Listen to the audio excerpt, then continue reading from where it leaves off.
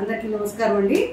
ఈరోజు కీర్తిశేషులు శ్రీ బలభద్రపాత్రుని శ్రీనాథరావు గారి పుణ్యతిథి సందర్భంగా వారి కుమార్తె ఉపాధ్యాయుల పద్మశ్రీ గారు మన హోంలో ఉన్న పెద్దవారందరికీ ఒక పూట భోజనానికి ఏర్పాట్లు చేశారు.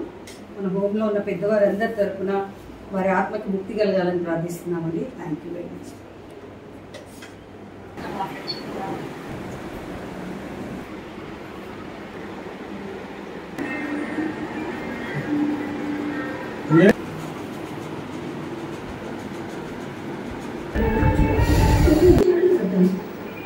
ఆయాసము అంటే ఆయాసము కడుపు నొప్పి బాత్రూమ్ ఏమో మంట.